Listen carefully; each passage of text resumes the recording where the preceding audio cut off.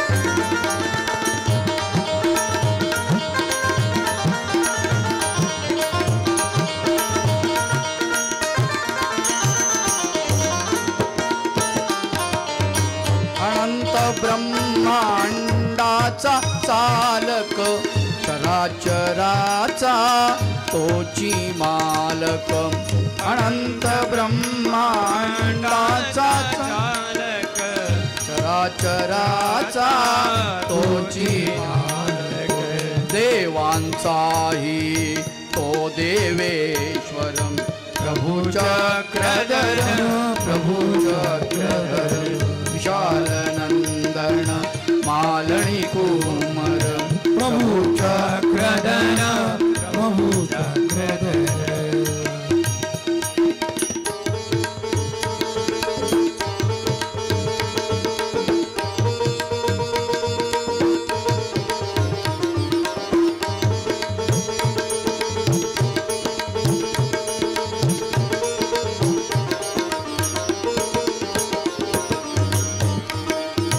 कटी प्रदेशी सुडावे ढिला श्री मुकुटी एक बांधला कटी प्रदेशी सुडावे ढिला श्री मुकुटी एक बांधला सकला वेधक मूर्ती मनोहर प्रभु चक्रधर ध्यावा तो योगेश्वर प्रभु चक्रधर शालनंदन मालनी कुमर प्रभु चक्रधर सकला वेधक मूर्ति मनोहर प्रभु चक्रधर देवांचाही तो देवेश्वर प्रभु निज भक्ताचा तो प्राणेश्वर प्रभु चक्रधर निषिधी ध्यावा तो योगेश्वर प्रभु चक्रधर प्रभु चक्रधर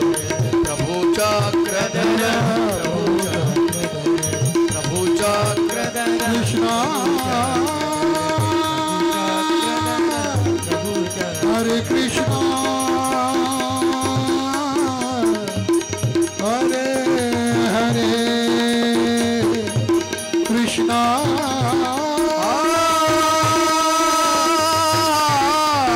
हरे कृष्णा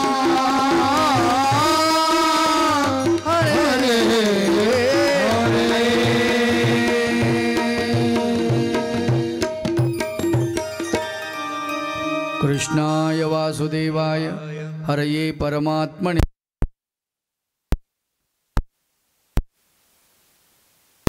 नमः। श्रीमद् भागवत कथा कथेचं आयोजन राजमुद्रा युवक ग्रुप तथा जयपूर ग्रामस्थ आजचा तिसरा दिवस आणि या तिसऱ्या दिवसाचं हे सत्र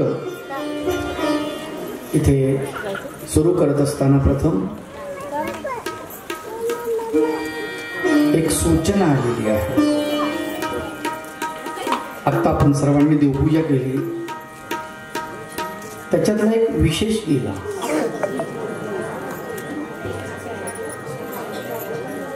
असं होता कामा नाही खरं पाहिलं तर विशेष हा प्रसन्न होऊन दिला तर त्याचं फळ आपल्याला मिळत असतं म्हणजे नमस केल्याचं आणि प्रसन्न होऊन जर कुणी आपल्याला दिला नसेल आपण उचलून नेला किंवा गपचूप नेला कदाचित आपल्याला या गोष्टीची कल्पना नसते म्हणून आपल्याला असं वाटतं आपल्याकडे हा विशेष पाहिजे बा म्हणून आपण नेतो परंतु त्याचं गोमटं लागत नाही एवढं मात्र निश्चित आहे ते लक्षात घ्या। आणि म्हणून तुम्हाला आता अपराधासारखं वाटत असेल तर तुम्ही कार्यक्रम झाल्यानंतर म्हणा आता म्हणा उद्या म्हणा कधीही इथे चौरंगावरती आणून ठेवला तरी तो कळेल किंवा ज्यांच्याकडे त्यांच्याकडे नेऊन दिला तरी ते काही म्हणणार नाही कारण तो त्यांच्या देवपूजेच्या पेटीतला त्यांचा परंपरेचा विशेष आहे। सूचना संपली। आदो देवकी देव गर्भ जननं गोपी गृही वर्धनं मायापूतन जीवितापहरणं गोवर्धनोद्धारणं कंसच्छेदन कौरवादिहतनं कुन्तीसुता पालनम् एतद्भागवते पुराणकथितं कृष्णलीलामृतम्।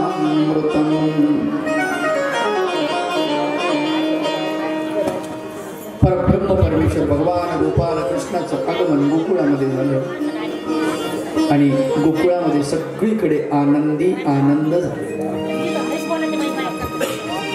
नंदघर आनंद भयो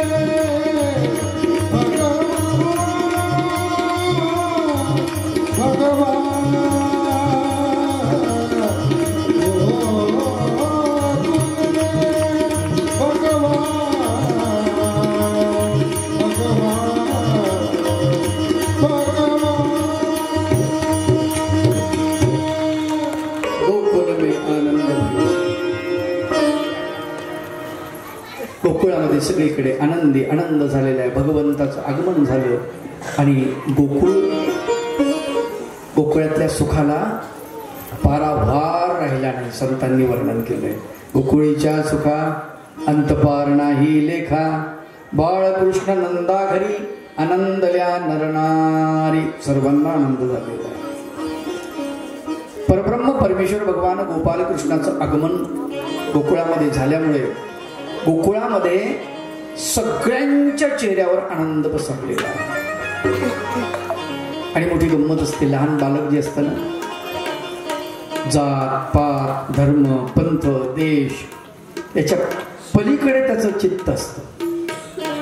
लहान मुलाकडे तुम्ही बघा, भगवंताचा चेहरा कसा आहे. लहान मुलाचा चेहरा तुम्ही बघितल्यावर तुम्हाला लक्षात येईल. समोर जर तुम्ही एसटी मध्ये बसलात, तुमच्याजवळ छोटं बाळ आहे आणि एखादी व्यक्ती पुढच्या बाकाड्यावर बसलेली आहे आपल्या समोर आमनासामने, आणि त्या बाळाला त्या पुढच्या बाकड्यावरच्या माणसाने चल ये ये असं म्हटलं, ते लगेच हसायला लागते. ते नाही असं नाही म्हणत, ते आपल्या गावचं नाही. कुठला माणूस जयपूरचा आहे का? नाही. बनगावचा? नाही. बनगावचा बी नाही. करमाडचा? कुठलाही माहीत नाही, पण ते हसतो. त्याला ओळख लागते का? नाही. त्याला फक्त एवढं लागतं की पुढच्या माणसाला आनंद झाला माझ्याकडे बघून, मीही त्याला प्रतिसाद दिला पाहिजे. लहान लेकराला कळतं की त्याच्याकडे पाहून हसल्यानंतर ते हसतं, पण आपल्याला नाही कळत. आपल्याकडे पाहून जर कोणी हसमुख केलं, आपल्याला असं वाटतं आपल्याकडे ते काम काढण्यासाठी असतात की काय की, आपण वाकडं तोंड करून टाकतो. आहे की नाही? आपल्यामध्ये हे आणि लहान मुलांमध्ये बदल आहे. म्हणून त्याच्या चेहऱ्यावरती आनंद दिसतो. आपले चेहरे सुरकुतलेले, एक तास टापसलेले, नाही तर मग असे ओरबडलेले. भगवंताचा चेहरा फार सुंदर आहे. महानुभाव भाष्यकाराने वर्णन केलं की भगवंताचा चेहरा कसा आहे म्हणाले. चंद्राला लाजविल असा चेहरा. चंद्राची उपमा भगवंताला देऊ नका. गोपालकृष्णाला त्याच्या मुखाला चंद्राची उपमा देऊ नका असं ते म्हणतात. तया श्रीमुखासी द्यावया उपमा, योग्य नव्हे तो चंद्रमा, कृष्ण पक्षी उतरे महिमा म्हणून. ते म्हणतात भगवंताच्या मुखाला चंद्राची उपमा देऊ नका. का देऊ नका? कारण चंद्र हा कलेनं वाढतो, कलेनं कमी होतो. पौर्णिमेला चंद्र पूर्ण आहे, पण पौर्णिमेचा दुसरा दिवस ज्याला प्रतिपदा म्हणतात, चंद्र कमी व्हायला लागतो. द्वितीया अजून कमी, तृतीया अजून कमी, चतुर्थी त्यापेक्षा कमी, पंचमी त्यापेक्षा कमी, षष्ठी सप्तमी अष्टमी नवमी दशमी एकादशी द्वादशी त्रयोदशी चतुर्दशी अमावस्या काहीच नसतो. पौर्णिमेपासून अमावस्येपर्यंत चंद्राला काहीही राहत नाही. पूर्ण चंद्र गायब होऊन जातो. मराठी तारखा माहिती आहेत का तुम्हाला? हात वर करा कोणाला माहिती मराठी तारखा. पुरुषांना, मुलांना, मुलींना मराठी तारखा कोणाला माहिती? एक दोन सांगा. नाही. इंग्रजी माहिती आहेत ना? 1 2 3 4 हे माहिती आपल्याला. इंग्रजी बरोबर माहिती आहे की नाही? 30 दिवसाचा महिना, 21 दिवसाचा महिना, आपलं 31 दिवसाचा महिना, आता हा 28 दिवसाचा फरवरी. पण इंग्रजी मराठी कोणाला माहिती? इकडे आहे कोणाला? एखादा महिना आता कोणता चालू आहे?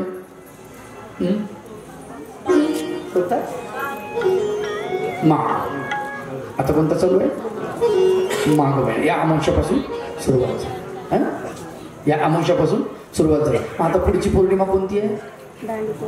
दांडी पौर्णिमा. बरोबर पाठ आहे. झाडीत देवाला जातो ना गडबडीनं. हा माघ महिना. मराठी महिने आपल्याला पाठ पाहिजेत. आलं का लक्षात? मराठी महिने पाठ पाहिजेत. इंग्रजी महिने माहिती आपल्याला. जानेवारी फेब्रुवारी मार्च एप्रिल मे जून जुलै ऑगस्ट सप्टेंबर ऑक्टोबर नोव्हेंबर डिसेंबर संपलं. पटपट येतं आहे की नाही? पण तेच जर आपण म्हणलं मराठी महिने म्हणा बरं, कुठून सुरुवात आहे मराठी महिन्याची? वा, चैत्र. वा वा वा वा, बायांचा आवाज मोठा आला. चैत्र.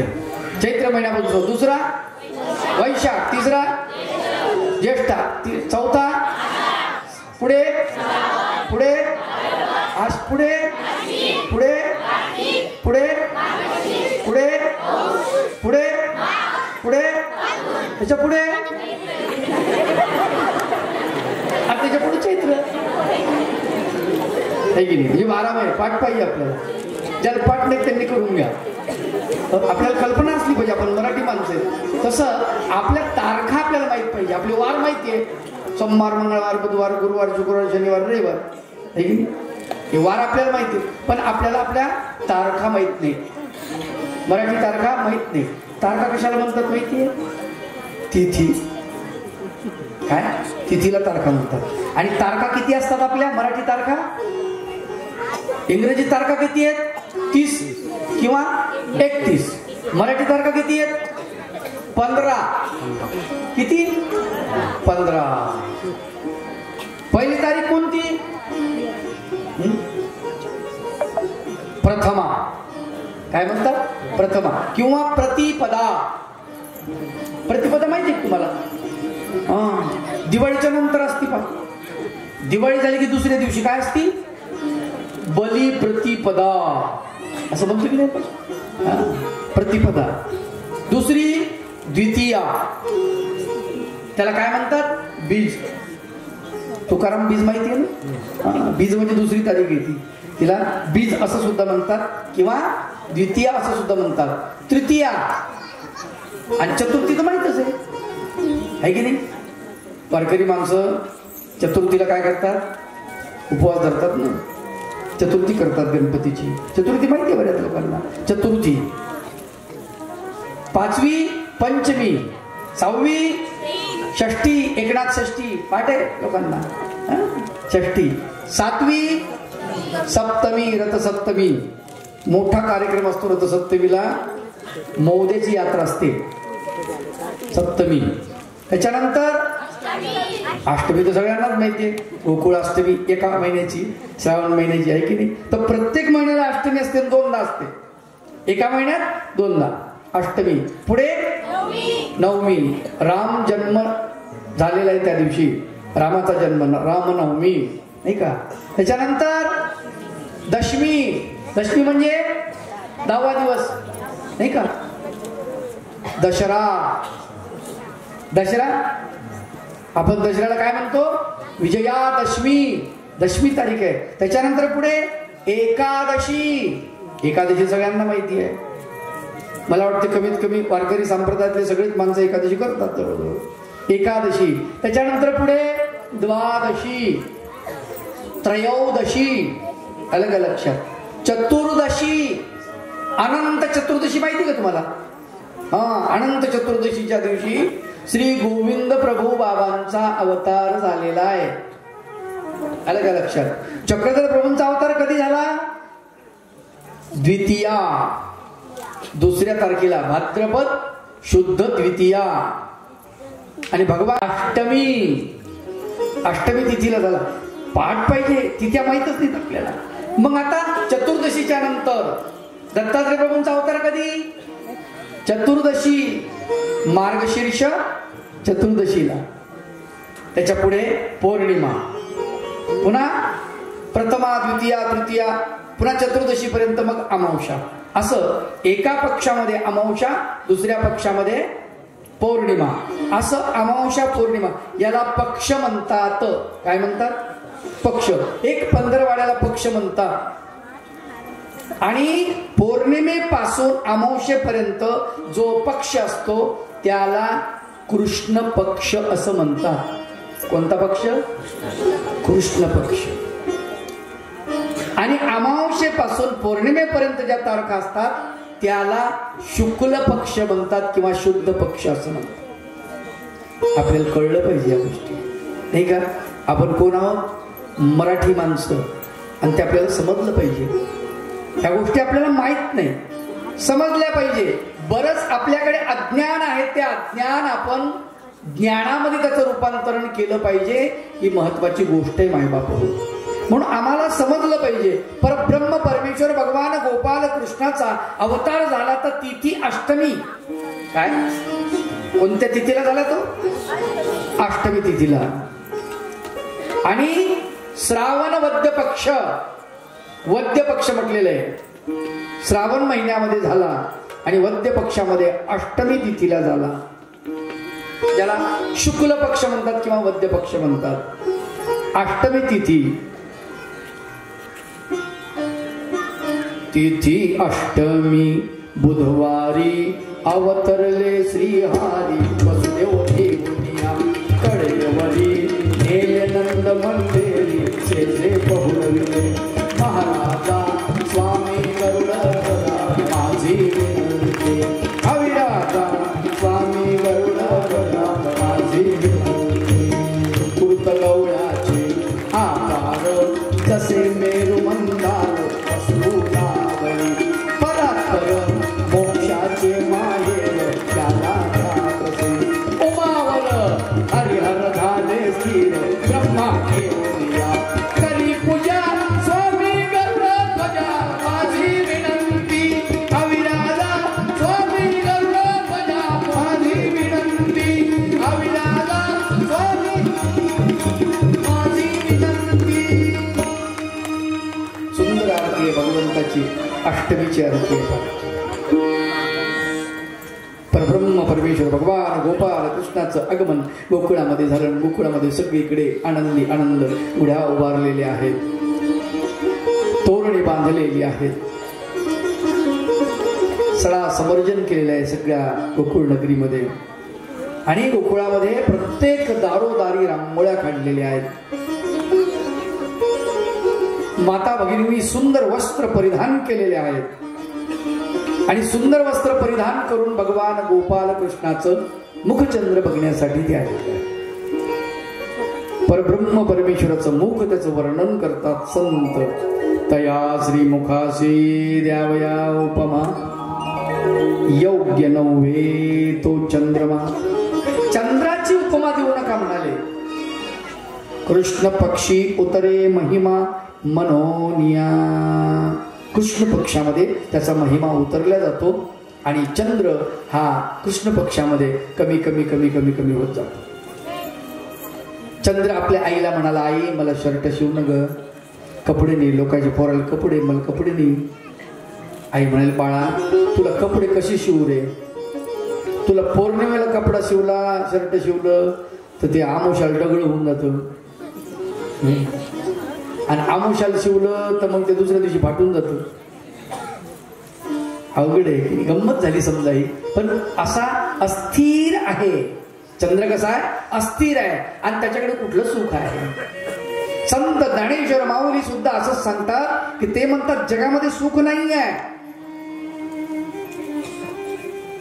सुख नाही आहे. सुख चंद्राचं जसं आहे की चंद्र संपूर्ण एखाद्या वेळ, चंद्र एखाद्या वेळेला संपूर्ण असतो, पण संत मात्र सदा पुरती, सदा परिपूर्ण आहेत संत. मग संत जर परिपूर्ण आहेत तर भगवंत तर आहेतच ना. आपण चंद्राला म्हणजे खूप आपल्या जीवनामध्ये महत्व दिलेलं आहे की नाही. शरदाचं चांदणं पडलं त्यावेळेस भगवान गोपाल कृष्ण गोपिकांना घेऊन नृत्य करतायत.